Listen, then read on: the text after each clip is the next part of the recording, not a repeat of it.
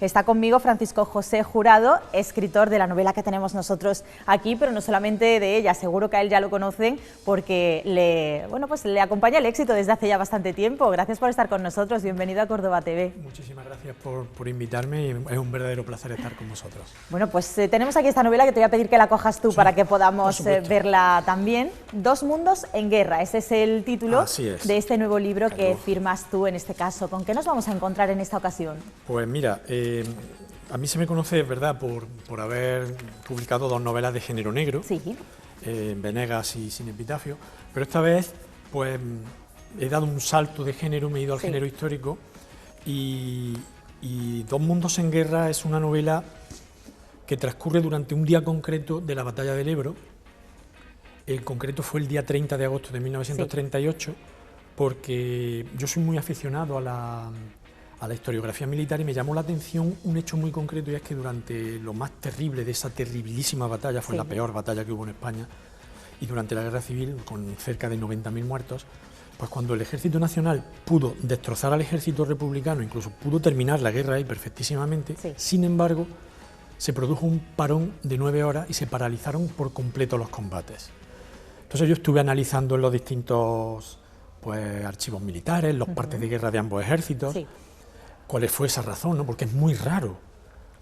Y ambos se excusaban diciendo pues que hubo un día de muchísima lluvia, lo cual es cierto, que los suministros no le llegaban, que hubo muchísimos muertos, todo eso es verdad, ¿no? Pero claro, desde el punto de vista literario me dio por pensar, ¿y si la razón para paralizar los combates en una guerra tan terrible como fue la nuestra fue otra, muy distinta, que ocurrió muy lejos de España, en concreto en Nueva York? Y es que ese mismo día, 30 de octubre de 1938, Orson Welles radió La guerra de los mundos, con suicidios colectivos, el terror colectivo y global en los Estados Unidos, de costa a costa. Y entonces me pregunté, ¿y qué hubiese ocurrido si las radioescuchas republicanas en los Pirineos y los radioescuchas nacionales en el Cantábrico hubiesen captado una parte o toda esa emisión, ¿no? Tú estás al fin y al cabo pegando tiros en un agujero, y las noticias que llegaban de los Estados Unidos eran tremendas, las que llegaban. Entonces, a lo mejor hubieses parado los combates para ver si eso era verdad, comprobarlo, o si era mentira. Y durante esas 9 horas se paran los combates y empiezan los contactos entre los tremendamente enemigos. Ahí es donde nace la novela. ¿Qué ocurre? Pues claro, de hecho ese día nació el poder global de los medios, ese día nació el terror global, que aún vivimos. Y claro, obligaron a Orson Welles a salir y decir, esto es mentira, no os suicidéis, no huyáis en masa, es mentira, es un radioteatro, que él lo advirtió, pero la gente no se dio cuenta. Y a partir de que, evidentemente, desde el punto de vista literario, tienes que descubrir que la emisión fue un teatro, es cuando la novela da un giro y se convierte en una novela básicamente de aventura y de espías, porque un aspecto muy poco estudiado de la Guerra Civil Española es cómo nos utilizaron a los españoles como conejillos de indias los servicios secretos soviéticos, la NKVD, posteriormente conocida como el KGB, y los servicios secretos del régimen nazi, para mejorar todos los servicios de espionaje, al mismo tiempo que todas las armas, todas las estrategias, evidentemente la aviación, la artillería, que eso ya está más estudiado. Y la novela da un giro y se convierte en ese juego de espejos entre los distintos servicios de espionaje a través de la historia de dos protagonistas, que son el teniente Mendoza, que es un teniente del Ejército Nacional, y un brigadista internacional, que es el cabo Jeffrey Henderson, que es un cabo americano, que claro, los dos hablan inglés, uno porque es americano y el otro pues porque estudió comercio y es una persona pudiente, estudia inglés, y los llaman sus mandos para que traduzcan lo que han captado. Entonces, a partir de eso, ellos ya se conocían de antes porque eran los encargados de intercambiar el tabaco, y son los protagonistas de esta novela, ¿no? Son los dos protagonistas inventados. A través de ellos la ficción circula, pero todo lo demás es absolutamente real. Todos los personajes participaron en la Guerra Civil, pues personajes históricos como el teniente coronel Modesto, teniente coronel Lister, muy conocido del bando republicano, los generales Vigón y García Baliño, el general Franco, y todo está absolutamente documentado. Todo está al milímetro históricamente documentado, Sí. dónde estaban las unidades, dónde estaban en aquellos momentos, en qué hora estaban, cuándo se produjeron los ataques, todo.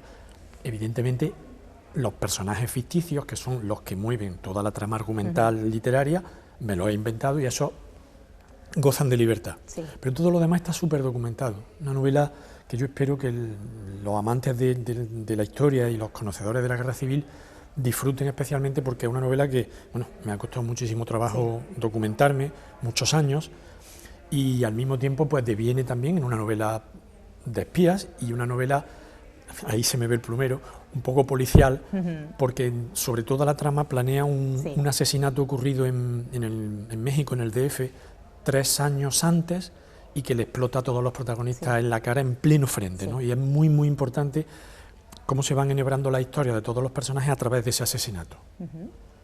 Tenemos esa, bueno, pues esa semillita policíaca que no puede faltar, porque claro, yo creo que es un poco tu señal de identidad, ¿no? A la hora de presentarte como escritor. Sí, y creo que no cabe en la mente de nadie que haya leído tus novelas pensar que no tendría esa parte policíaca una nueva novela. A mí siempre se me hace la pregunta, sobre todo ahora de cuando he presentado Dos mundos en guerra, ¿ha abandonado al inspector Venegas?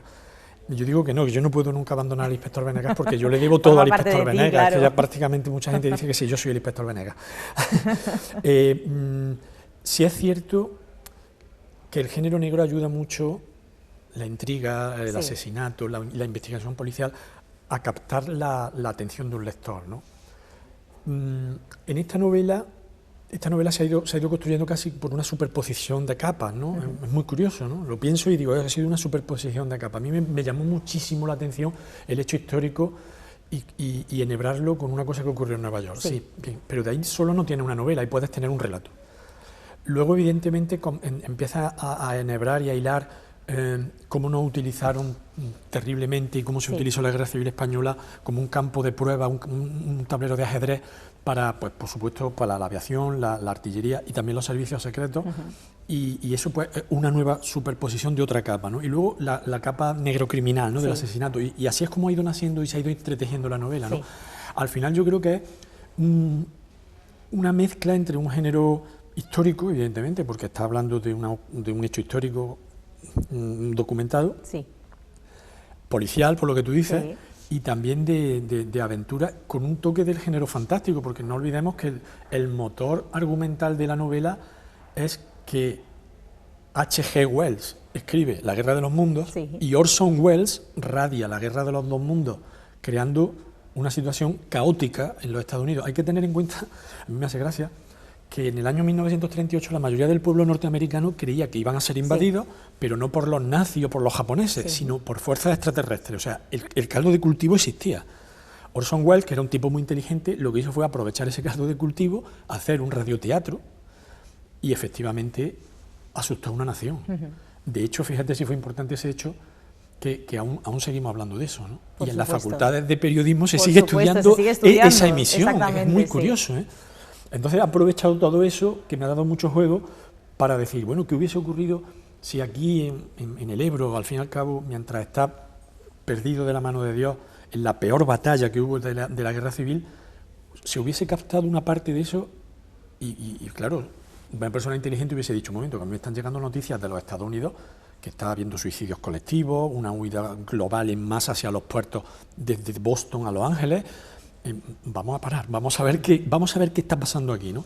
Y evidentemente pues ahí entran en juego, enhebrados, todos los servicios secretos, tanto los soviéticos como los nazis, que ayudaban uno a cada bando, claro.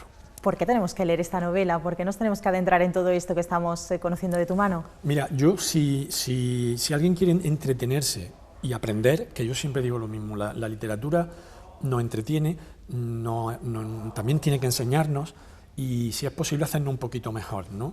Si aprovecha además, como tú dices, para un regalo de San Valentín, mejor, ¿no? Yo la leería y la recomendaría porque creo que es una novela de la cual se puede aprender, se pueden sacar muchas conclusiones y entretenerse. Me están empezando a llegar las primeras críticas porque hay que decir que la novela salió a la venta el día 4 de febrero, o sea, no hace ni una semana, hace 4 días, ¿no?